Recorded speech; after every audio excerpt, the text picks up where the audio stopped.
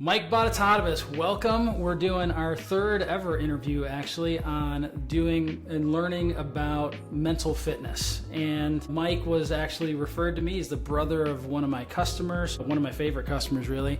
And Mike has had his own mental fitness journey from started in high school where he had some mental fitness challenges, and even before then, all the way through to becoming a life coach and a school teacher. You were a phys ed teacher and things like that. So I'm really excited to dive in with this, Mike. We had a chance to kind of talk about your story a little bit beforehand, and I thought it would be a great story to be able to share with the Humility Quest and all the people looking to just improve their overall mental fitness. Yeah, thanks for having me. I'm so happy to be here and help out, and answer and give some information on my journey and just how important mental fitness really is. Yeah, absolutely. Yeah, and it's one of the things that I kind of got like while we were talking about your story is that I think that pretty much everyone, whether you were born into like extreme poverty, into like in those places in like Brazil, like those tiny little places that are all shacks in Brazil, or like on the streets of Sri Lanka, or if you were like born with a silver spoon in your mouth on top of pillows and never had like a hard day in your life, we all go through mental trauma. And you might think that you can look at someone as their situation and objectively think, oh, they've had it bad, and like, oh, I can understand why they've got like this mental trauma, versus somebody else like, oh, they're just spoiled, they don't have any mental trauma. It doesn't work that way. The trauma that happens in our mind leaves injuries all over the place that that we can't see, like a broken arm, but they're still there. And it doesn't matter what your circumstances are. You've gone through some mental trauma, and just understanding how to work with your mind after such things, like that's really where the mental fitness comes in. So yeah, let's go ahead and talk about what happened with you. Yeah, I mean, first of all, I want to touch on what you just said, because it's just so much of an element of perspective, because you never know what someone else's shoes are, so it doesn't matter. People that have grown up poor, people that have grown up rich, or people who have grown up white and people who have grown up black, like they don't know what the other perspective is like, and they never really will. Life isn't about a contest of who had it worst based on the experiences they had. And this is some of the stuff that I literally learned along my journey, because I was a professional victim is how I look at it now in the past. But I was bullied when I was in high school growing up, and it was a unique situation where a lot of people think of bullying and they don't necessarily think of the athletes that's happening to. It's more or less you think of the weaker kid that they pick on, but in teams and sports sometimes they do that to the weakest member, which was me, at least in terms of mentally. And so it started when I was in ninth grade, and I was just the freshman treated poorly by the seniors, but then as time went on, it continued through sophomore year and continued through junior year, and even continued to the point where the younger kids were actually doing it. And so it was no longer an older kid picking on the younger kid, it was just everybody kind of picking on me in a way. And it was hard for me because it was a lot of people would always say, don't let things bother me, and the sticks and stones types of attitude. And I remember specifically stating how much I wanted to do that. I wanted to ignore them. I wanted to not let it affect me. I wanted to not freak out when they were doing things that were intentionally meant to make me freak out. Like they were doing things intentionally, and I fed right into it. But it was also like, so those things happened, and then I moved to my next phase of life. And I felt like, when going to college, I got more confidence and things like that. But then what happened is those voices that were initially outward were also inward. And then they were stuck with me through my 20s and even early 30s of just beating myself up and being my own bully. And it made it tough, not always all the time. And I definitely don't think a lot of people knew, because I certainly kept it a lot to myself. And it would just blow up by myself at times where I just wanted to give up. And it was tough getting through and finding the mental peace that I feel like I have now. Yeah. But it changed my life forever. Yeah. Yeah, that's awesome. And so, like, yeah, I remember you saying that people told you, like, hey, don't let it bother you, or like, just let it roll off your back, like it's okay, like don't let it get to you. But then you were like, okay, like how do I not let it get to me, right? Because I mean, the fact that it got to you is like what egged the other people on. They were like we do this, we get this reaction, like this is so easy and fun, right? And so they just kept doing it. So yeah, so like what was it that you found, that what was the how for you? Well, I mean, it didn't happen until the pandemic, where I felt like I hit kind of rock bottom. And ultimately what I realized was that first of all, I didn't love myself. I felt guilty for being who I was as a human being. So I would constantly find myself feeling anxious, and I stated it as anxious, and I stated it as anxiety, and then I realized that it wasn't actually anxiety at all. It was guilt, and it was guilt just for being me. It felt like I would analyze my social interactions all the time, whether positive or negative, but it would always come back to like, I could have done that, I should have done this, I should have done that, and then it was again beating myself up in my brain, saying that I wasn't good enough. And I think what ultimately turned me was finally just being like, if I don't love me, then why do I expect anyone else to? And believing in myself is all that I need. Everything was based off of this fear of failure, and not in a specific sense, in a general sense. Mm-hmm. If I fail to, in this case, I wanted to be married, have kids, be at peace. That felt like to have that happen for me. And why did I not believe that could happen? It was just the fear that it wouldn't happen that drove me. So when I finally felt like, no, I don't want this whole hating myself and beating myself up thing isn't working out so well. I'm going to try this loving myself, believing in myself, and starting to move towards making myself a better person. And then if I do those things, then I feel more confident. And I attract more, people in being more confident, in being more able to do things, and then all of a sudden, like, it kind of spirals upward in the same way that things can spiral downward. Nice. Yeah. No, that's really good. And, I'm sure, I don't want to put words in your mouth, but I'm sure that once you started being able to like love yourself and really like give yourself some grace, and realize that all those things that your mind was saying and that other people said to you, like they weren't real. Like you said, you kind of started spiraling upwards, but I'm sure that didn't necessarily make all those other voices and all those other things like completely go away. Yeah, you're totally right, because at the end of the day they don't. And that's where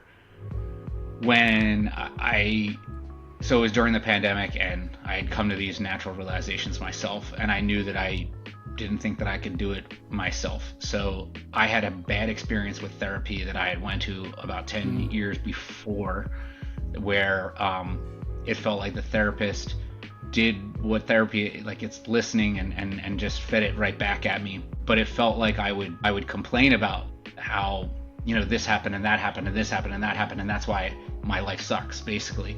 And the reaction that I got was just like, yeah, that sounds really hard and that sounds really tough. And I felt like I kept leaving therapy sessions and being like, what actually just accomplished right there?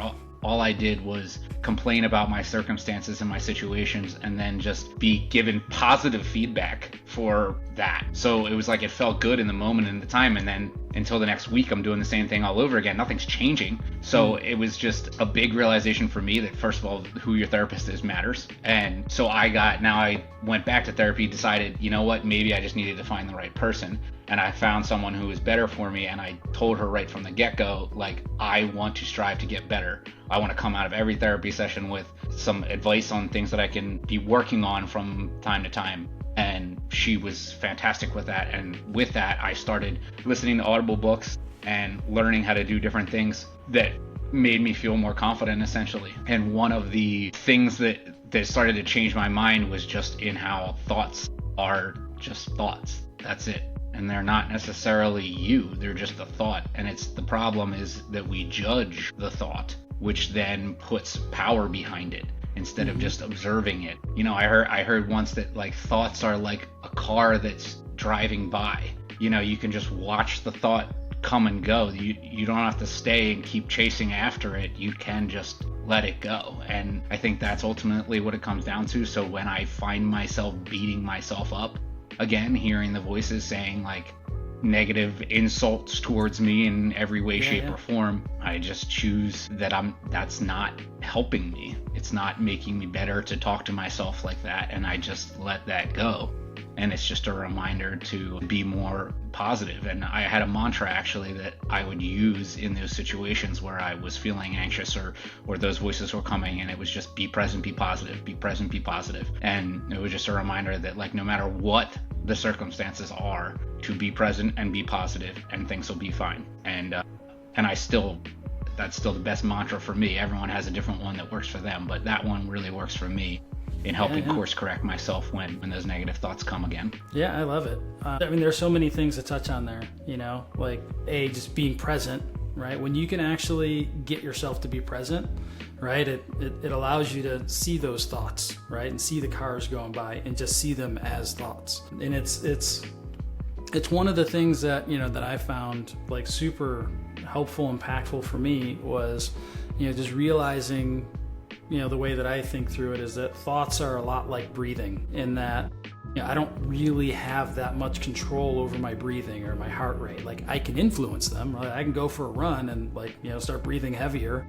I can go underwater and kind of like keep myself from breathing. But even if I had all the willpower in the world and I could hold my breath until like I passed out, which there are people that can do that, like my body would start breathing again when I stopped, right? Like as soon as I passed out, my body would start breathing again. So like I don't have to think about breathing to breathe. It just happens. And so I feel like thoughts are the same way. Like I can influence them, right? I can consciously think about something, but like the thoughts keep coming even when I'm not thinking, right? And and like you said, like a lot of times we'll start start judging those thoughts, and a lot of those thoughts will just be judgments. And so then we judge the judgments, and it just goes into that negative spiral, like you said. Like you can't just be a positive person. Like it's not just about like being like you can all of a sudden, like you've been naturally programmed your entire life, and for some people, I mean, and this was definitely the case with me, of just like thinking negatively, finding the negative, looking at the negative, whatever. You can't just then all of a sudden just say I'm going to be positive now. It's about feeling it. You like it's at a deeper level, like feeling the positivity, feeling the joy, and focusing on what's in front of you, the present moment, the things you're grateful for, and that changes you and your feelings, and then the positivity comes from that. So it's like it's so much deeper than just like find the positive, I guess. Yeah. And like I said, I mean, I think it all starts with being present. Because like if you can get present, even if you're not like ecstatic and over the moon happy, right? Like when you're present, there's always like a sense of well-being. Yep. Yeah.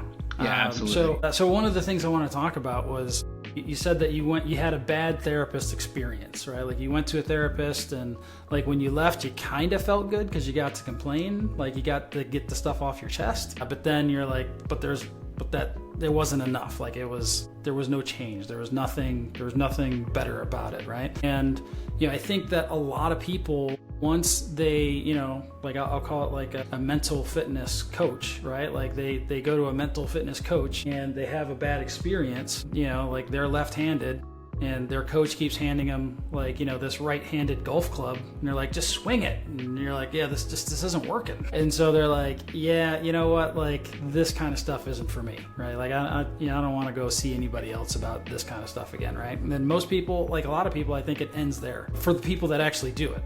A lot of people would never even start there, right? Like they wouldn't even get to that point. But I wanted to ask you, like, what was it that allowed you to say, you know what, like maybe that wasn't the best experience, let me try it again? What was it that got you to the point where you were willing to try it again?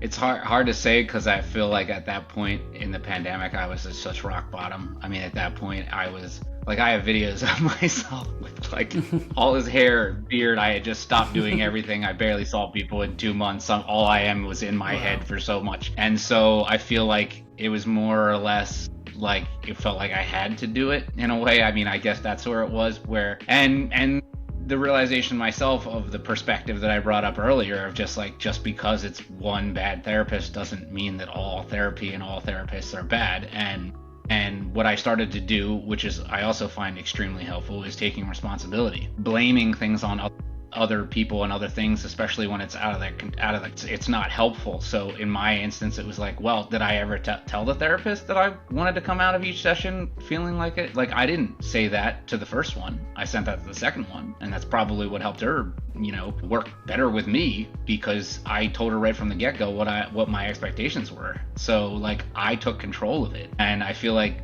that was a huge element of it. And it's something that I feel like when I had my depressive thoughts and my negative thoughts, like, it's so easy to put everything out of your control and just, woe is me, and the victim mentality that says like that no one can say anything or no one can do anything to change it. And honestly, that is true, because it's about the individual making the changes to then cause the change. Yeah. I feel like one of my biggest problems was I kept waiting. I didn't feel love of myself, of course, but I rejected the love of even my family, like, in a sense that I felt it was unconditional, so therefore it doesn't count. Like, they have to love me. So that's kind of how I viewed it. Yeah, of course you say that. You're my mom. Yeah. Exactly. And so like, I felt, in order to feel valued as a human being, that someone else had to feel that way. But as I said earlier, like, when I came to the realization that, like, if I don't feel that way, why would I expect someone else to feel that way? Like, it was kind of a eye-opening moment for me of realizing, like, I need to take the steps to become a better person and keep becoming the best person that I can. And if I do that, those are the things I can control. Then positive things and good things can then happen to me, which it did. That's kind of like, I would try to tell. It's funny because when I was still teaching, and I kind of went through this, and I tried to use it as helpful to my students, and saying, like, how believing yourself and changing and doing those things can help transform it, and then you get what you want. But like, somehow when I told the whole story, it still came off as like, oh, so you got a girlfriend and a wife or whatever, and now you're good. And it was like, no, but like, the order really matters here. Like, I was good, and then it led to the wife, like, it led to everything I wanted. Yeah, like, which I would imagine that you'd feel now, that like, even if you never got married, like, if that wasn't the outcome, right? Like, the change that you made back then is actually what made everything better. And like, even if you didn't get married, like, it would still be, you'd still have been in a way better place. Yeah, exactly. And one of the other big things that happened, and I think it goes to what you were just saying with that, is I found myself saying, I need this. Like, in order to be happy, I need this. In order to feel fulfilled, I need this. And I kept saying it so often about so many different things. And then I started to question it. I started to be like, do I absolutely need that? And as I found things where I was like, no, like, I said it like I did, but do I really? Like, no. So when that happened, that also helped in the whole spiraling up, because now it was like, I need less, and by needing less, it was like ripping off, the things on my shoulders that I was carrying with me as things that I told myself that I needed. And it was like, no, I don't need that. No, I don't need this. And so, like, the biggest thing of all is I always wanted to be a father. And being at this point, like, when this was happening, I was like creeping on 35, and in my mind, I was so late. Like, I was supposed to be married when I was 25. I was supposed to start having kids in my late 20s. So like, I'm so far past, and now I would put this pressure on like every single relationship, dating situation, because it was like, it had to go right, because I needed to get to that. And I had to question my own need for that. Like, do I need to have my own biological kid to be happy? Like, do I need that? I finally, for the first time, like, that was the hardest one. I think that was the deepest one that I got to, where I was like, I think I'll be okay. And I opened my mind to like single moms, because I was like, could I be a stepdad? And like, that before was like not an option. And then it was like, I opened it up to, no, I could. I love being with kids. It doesn't have to be my kid. If I wasn't able to have kids, would I adopt? Yep. Like, it was things like that I just opened my mind, and being more open and not being so closed-minded to, this is how it has to be in the way that I want it to be, and being a lot more open to the universe. And that reminds me too, like, Eckhart Tolle, The Power of Now, was all about being in the present moment, which we talked about earlier.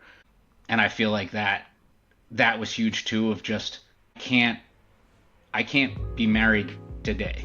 I can control what I can control today in the present moment to become a better person. And then hopefully if I keep doing that and it piles on it, then in the end I get everything I wanted, which I did. And that's kind of like been everything of why I started a TikTok Better With B, that I started trying to help people, trying to share these things, because it was such a realization that I'm not the only one who, you know, has these types of thoughts and who can, and just the simple fact of like, change your mindset, change your life.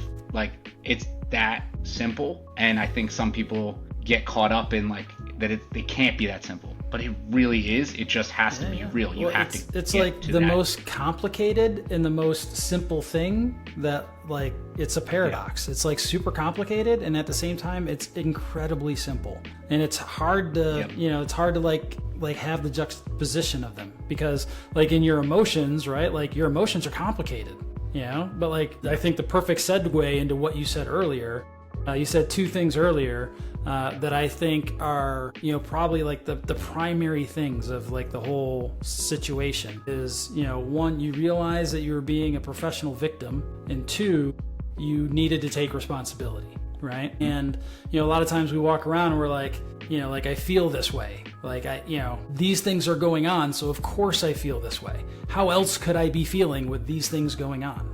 Right? And like you said, it's like this need, right? Like, you need to justify how you're feeling, and you've got all these needs. And when you notice them, right? Because it's hard to notice those things, because it's like a fish in water, right? Like, it's hard for the fish to notice the water.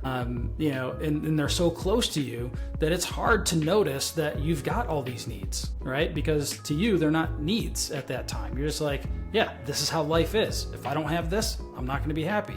Right? And your mind constantly just keeps throwing all of these impossible obstacles in front of you to overcome, right? And like, you actually overcome one of them, right? Your mind's like, oh yeah, well, you actually need this to be happy, right?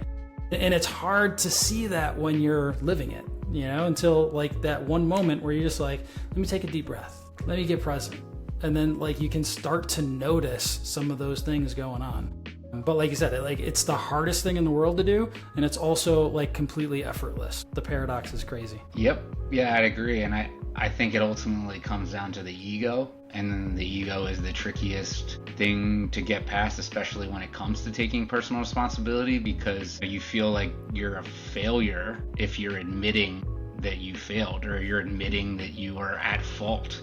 You know, and that's where, like, for me, in any time that I've really beat myself up, my head would just go, it's because you were bullied. It's because they did that to you. That's why that happened. That's why you are how you are when you're 30 some years old, because of the things that happened to you when you were 18. And it's just like this constant, like, look to the past. And for me, it was when that was another thing, like, how can I take responsibility for how that happened to me? And it was like, I could have told more teachers and coaches. I could have stood up for myself more. I could have been better mentally to not react to them, and then it wouldn't have been as bad as it did because I played into it. And like, by taking responsibility of that, I literally like removed the past. Like, the past does not matter anymore. I can analyze it and say, like, this is why this happened, or this is why that happened, but it doesn't even matter. All that matters is right now. So blaming it on things in the past doesn't matter, and it's all about taking responsibility now. And I think that's one of the hardest things to do, because, you know, like, we are almost programmed from such a young age to not want to be at fault for anything. Like, it's not my fault, it's not my fault, it was their fault. You know, and like, I think that's so many of our natural instincts, especially from childhood, so that we don't realize that, like, if you sit there and you're like, oh yeah, it was my fault, I should have done this and that, my bad, I'm gonna learn from that, I'm gonna do better. And if you're ever like in that situation where somebody does that, you'd realize that, like, how do you react to that person? Are you like, darn you, you know, like, no, you actually are like, oh yeah, I appreciate you doing that, you know, like, and it actually brings positivity to take responsibility for something bad that happened. And until you do it and you feel that of like, whoa, wait a minute, did I just take responsibility? and good things came from it, not bad. Like, what? And it's that type of thing that you, unless you do it, then you see the change, you feel the change. And again, that's how the change can happen. But if you just keep avoiding it and keep putting that blame on everybody else and everything else, nothing will ever change, because it's the same mindset. And that's something I've talked about on my TikTok, the responsibility thing, because I think also that's such a huge element of what keeps people stuck. It's their ego and that victim mentality. And so, so what's your TikTok handle? Better with B. Okay. I called it that. My last name is Bonatadovas. I was Mr. B. And when I came up with it, Better with Mr. B wasn't available. So it's Better with B. The general idea of at least I try to keep the majority of my posts is like ways of changing your mindset and viewing things in a different way. It has I've gotten a decent amount of followers because I've also talked about teaching related things and teaching in the inner city, which it did get a lot of views and interactions, because the education, especially in inner cities, at least in my experiences, is not great. So there was a lot of feedback with that, but for the most part, the reason I created it was just for the general consensus of like people who want to get better, want to change their mentality, want to have a better life, and that it just takes a little bit each day, like tiny little habit changes that can completely transform everything. Yeah, absolutely. So it's just, basically people who want to engage in mental fitness, right?